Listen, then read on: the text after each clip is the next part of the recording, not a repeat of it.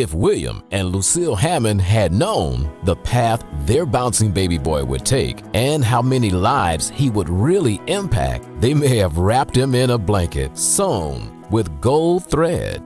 James Hammond was born on November 11, 1929, a day that would become Veterans Day. Today, we cheerfully celebrate a birthday and respectfully honor a tried and true veteran. This is the James A. Hammond's story. The military quickly recognized, utilized, and rewarded his leadership skills. Hammond advanced from a ROTC cadet colonel his senior year at Hampton University to a retired lieutenant colonel. Mr. Hammond had the propensity for showing courage, like when he stood face to face with danger during the Greyhound bus station incident. What gave me the courage, I was determined to be sure that all of my personnel, military personnel, were fed lunch at the Greyhound bus station, and there was no place for them to go. And they determined, they called the cops, and policemen came from all over the city, about 10 of them, I guess, and told me I had to leave. And I said, I'm not going to leave. They said, well, sir, you got to leave. And so we left and took all my personnel and got them on the buses, and we left and went over to FAMU University, and they fed us there. His undeniable charm won the heart of the woman, Evelyn Morrell, who gave life to his legacy, Kevin, Gary, and Lisa.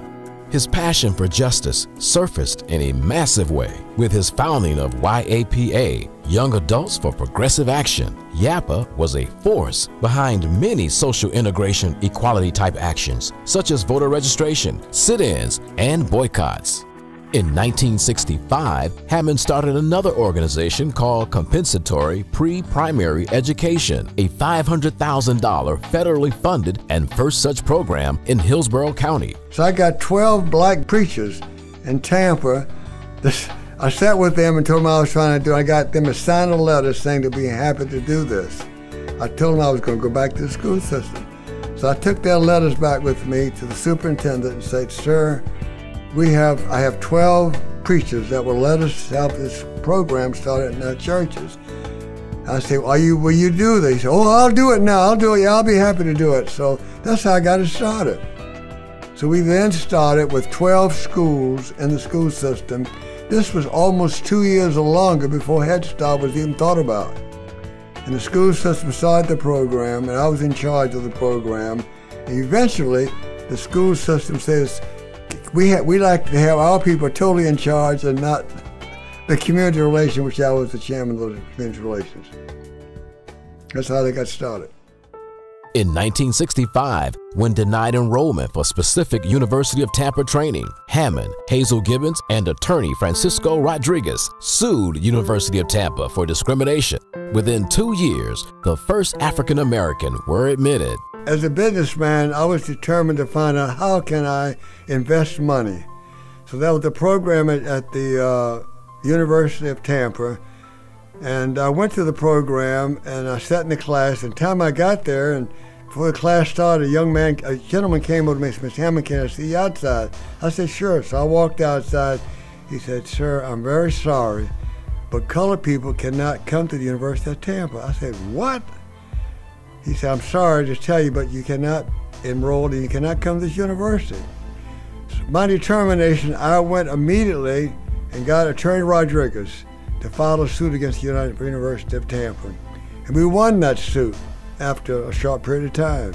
And the University of Tampa, at that point in time, after we won the suit, agreed to bring black people on at the University of Tampa.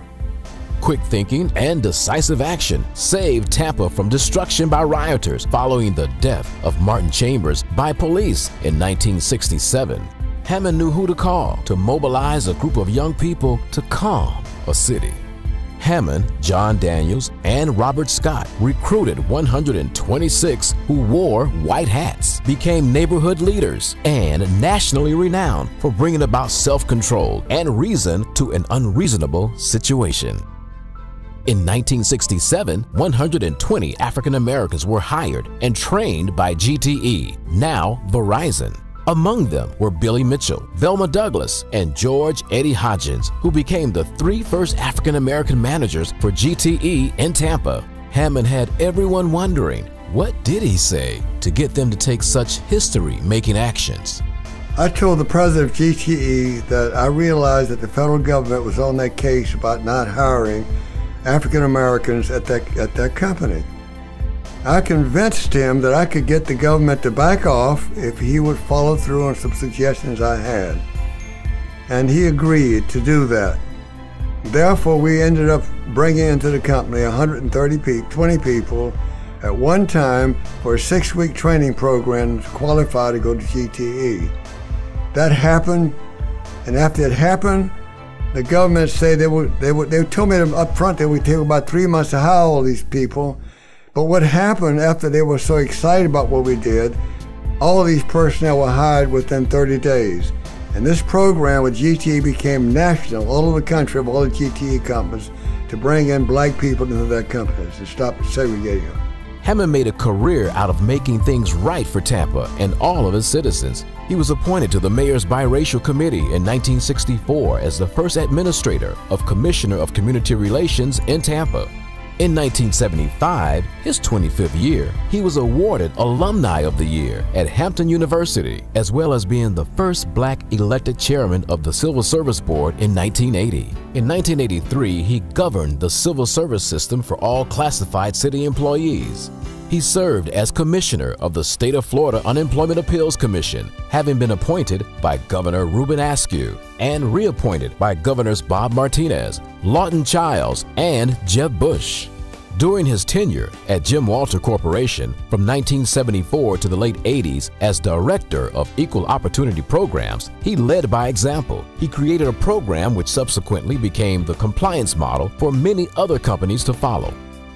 In the mid-80s, Hammond's company, Impact Communications, became the first major black-owned television cable construction firm in the state of Florida. His company was awarded a multi-million-dollar contract to build the aerial and underground cable systems for the city of Tampa. What gave me the strategy to get the cable company to let us have the job, I told them I was an electrical contractor, highly qualified. I had the personnel that knew how to do cable constructions.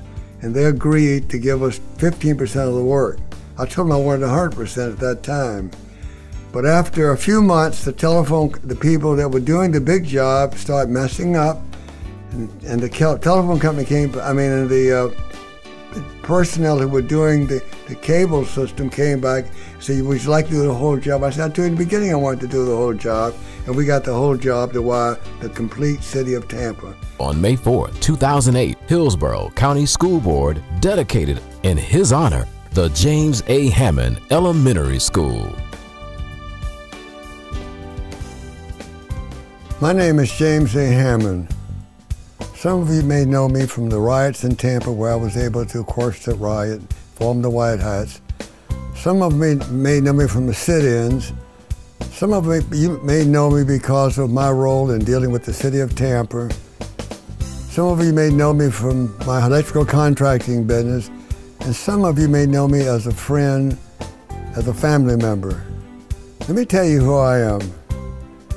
I went to high school in Tampa, Florida. I graduated and went to Hampton University and I went into the military and became an officer. I came out the military determined to make changes in this community so people wouldn't have to go through the many things that I went through to survive. I was able to work with the General Telephone Company to get them to hire 130 people to help them to bring and integrate their companies. Some of you may know me from the fact that I dealt very closely with a number of businesses who didn't hire black people to go to work, but I convinced them in Tampa that we're going to train folks, train them if we knew your background and knew the kind of jobs that you have. We had 30-some-odd companies in Tampa to hire sight unseen young men and young women to come to work for them because we knew the job description and we knew what they were looking for.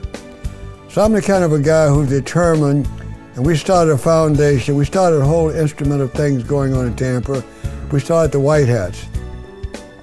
We also, one of the things we really did, and today we're doing, we started the Tampa Hillsborough Action Plan.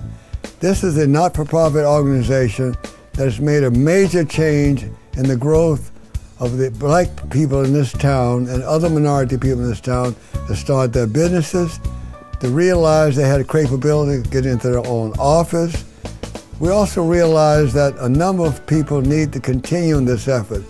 So I want my legacy to continue because you're going to help us. You're going to see that the Tampa Youth Action Plan continue to grow and continue to do the things that we've started 26 years ago. We're at the threshold now of moving forward, and we need your assistance. We need everything to happen, to continue to happen, and to make it happen more positively. So thank you so much for your attention.